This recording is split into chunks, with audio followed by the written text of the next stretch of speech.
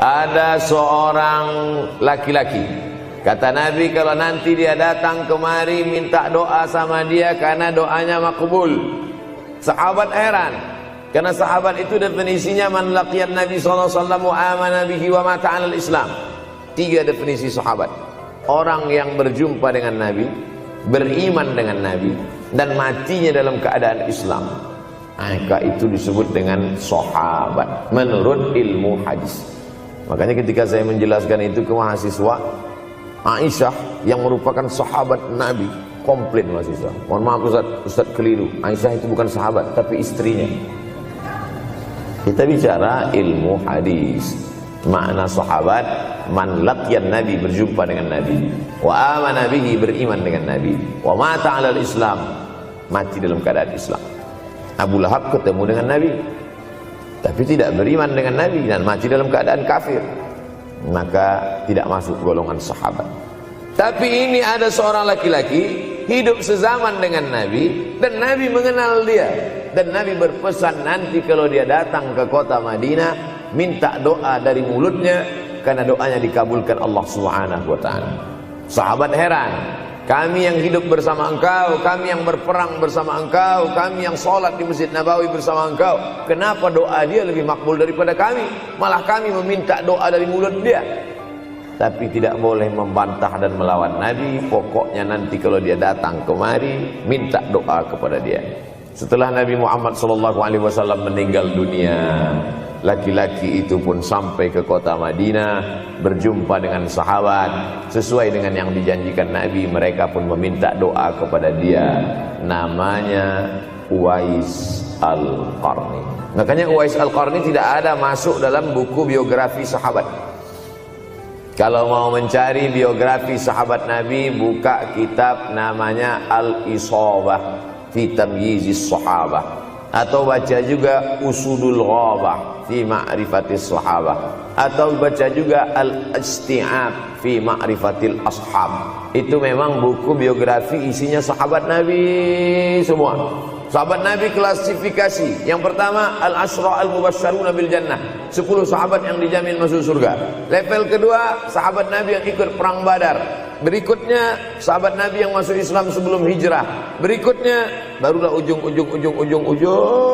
sahabat Nabi masuk Islamnya setelah hijrah, setelah Islam kuat, barulah dia masuk Islam. Tapi nama Uwais Al-Qarni tidak ada di dalam, karena dia tidak cukup syarat untuk menjadi sahabat, karena dia tidak pernah berjumpa langsung dengan Nabi Muhammad sallallahu alaihi wasallam. Tapi kenapa doanya makbul? Ternyata dia tidak berjumpa dengan Nabi bukan karena dengki, bukan karena musuh, bukan karena tidak beriman. Dia tidak jumpa dengan Nabi, salah satu sebabnya adalah karena dia menjaga ibunya di Yaman. Makkah di tengah, Yaman di bawah, Syam di atas, negeri Syam. Tak ada hubungan dengan negeri paman Syam. Syam di atas, Yaman di bawah, Makkah di tengah. Liila fi Quraisy, perjalanan orang Quraisy.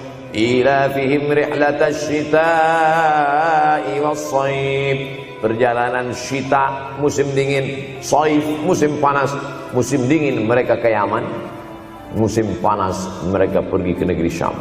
Kenapa dingin ke Yaman? Karena Yaman ini kalau musim dingin tidak terlampau dingin, salju tidak turun. Kalau pergi ke negeri Syam, salju turun. Palestina, Yordania, Suriah, Lebanon. Suriah, Lebanon ada salju. Maka musim panas Nabi pergi ke negeri Syam, karena kalau musim panas di Yaman panas sekali. Sedangkan ke negeri Syam panasnya tidak seberapa. Perjalanan orang Arab Quraisy ini diceritakan Allah, di negeri Yaman itulah tempat kampung Uwais Al-Qarni. Tidak sempat dia berjumpa dengan Nabi, tapi doanya lebih makbul daripada orang-orang yang berada bersama Nabi, karena keutamaan berbakti kepada ibu. Kalau sama ayah boleh ngelawan Pak Ustaz? Enggak juga. Jangan ini nanti dijadikan dalil. Kamu kenapa lawan bapakmu? Ada seorang laki-laki. Ini kadang jamaah pandai motong-motong ceramah saya, hanya untuk mencari pembenaran. Sedangkan kita ngaji ini mau mencari kebenaran. 1000 dalil bagi orang untuk mencari kebenaran, tapi ada 1001 hujjah untuk orang yang suka mencari pembenaran. Nah, jadi kalau saya bicara tentang ibu, sesungguhnya ayah sudah masuk. Karena tanpa ayah kita juga bukan apa-apa dan bukan siapa-siapa. Walaupun jatah ayah sepertiga, sedangkan ibu lebih daripada itu. Man ahaqqun nas bi husni suhbati. Siapa orang yang paling layak mendapatkan baktiku ya Rasulullah? Ummuka. Summa man, siapa lagi? Ummuka. Summa man, siapa lagi? Ummuka. Summa man, abuka. Itu yang menyusun itu Nabi SAW, bukan saya. Itu makanya ibumu, ibumu, ibumu, bapakmu. Kenapa Nabi 3 kali? Kenapa Nabi menyebut laki-laki 1 kali, perempuan 3 kali? Karena ibumu mengandung, ibumu melahirkan, ibumu menyusukan. Siapa yang mau dapat 3 kali? Coba yang 3 ini. Mengandung, melahirkan, menyusukan. 3 ini belum bisa dilakukan oleh laki-laki dimanapun. Adapun merubah wajah sudah bisa. Makanya ada lady boy, wajah lady, betis boy. Tapi untuk mengandung tidak bisa. Ana Rahman, aku ini Rahman, kata Allah. Syaqaqtur rahim wa ja'altu lahu isman min ismi. Aku ciptakan satu makhluk di dalam perut perempuan, maaf, namanya rahim, dari namaku. Ini yang belum bisa dibuat dokter dimanapun di dunia ini, menciptakan rahim, belum bisa. Andai terpecah rekor ini, maka kebanggaan luar biasa bagi LGBT. Tidak bisa, sampai hari kiamat tidak akan bisa, janji Allah. Karena Allah mengatakan dalam hadis qudsi, Ana Rahman ja'altu lahu isman min ismi. Maka ada satu makhluk dalam perut perempuan yang diciptakan, diambil dari Asmaul Husna. Sehebat-hebatnya laki-laki, dari ujung rambut sampai ujung kaki tidak ada di tubuhnya ini yang diambil dari Asmaul Husna, tak ada. Bahwa namanya dari Asmaul Husna ada, Abdus Somad. Tapi ada makhluk di badannya diambil dari Asmaul Husna, itu hanya ada pada perempuan. Oleh sebab itu perempuan luar biasa. Makanya kampus Universitas Ahmad Dahlan memuliakan perempuan. Mana perempuan? Di atas letaknya. Makanya saya tidak terlalu berani mendongak ke atas. Begitu hebatnya perempuan. Perempuan adalah ibumu, perempuan adalah istrimu, perempuan adalah anakmu, perempuan adalah adikmu. Maka saat engkau memuliakan perempuan, engkau sedang memuliakan 4 aspek dari kehidupan.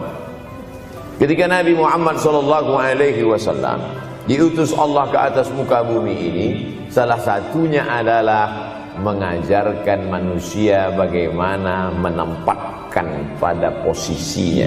Posisi dia adalah tempat kita menumpang. Ketika ada seorang laki-laki yang sudah sukses diwawancarai, siapa orang yang paling berjasa dalam hidup Anda?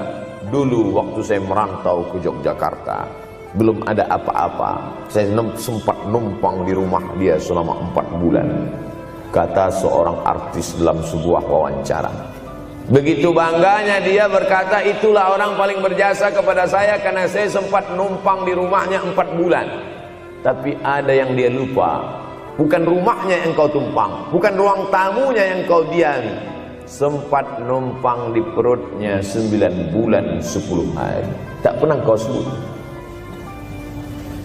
Angkat tangan yang tidak menumpang di rahim, langsung dari planet Mars langsung kemari. Enggak ada. Mr. Bean yang kita semua sehebat apapun pernah menumpang di perutnya. Oleh sebab itu makanya dosa yang paling mengerikan adalah kalau ada orang jual sabu-sabu, peminum khamar, di dunianya bahagia, happy, senang. Itu Ustaz, pengedar narkoba, hidupnya aman, adem, ayam, tentram. Di akhirat azabnya baru diberikan Allah Subhanahu wa taala. Ada orang yang pelakor senior Nabi hidupnya di dunia senang-senang saja, di akhirat nanti azabnya ditunda. Namanya istidraj. Istidraj diambil dari kata daraja, tertunda. Azab yang tertunda. Sudah jadi judul sinetron. Azab yang tertunda. Tapi ada satu perbuatan dosa yang pasti di dunia dirasakan. Apa itu? Durhaka pada orang tua. Orang yang durhaka pada orang tua, di dunia dia tetap dapat, di akhirat dapat sekali lagi. Itu janji Rasulullah SAW.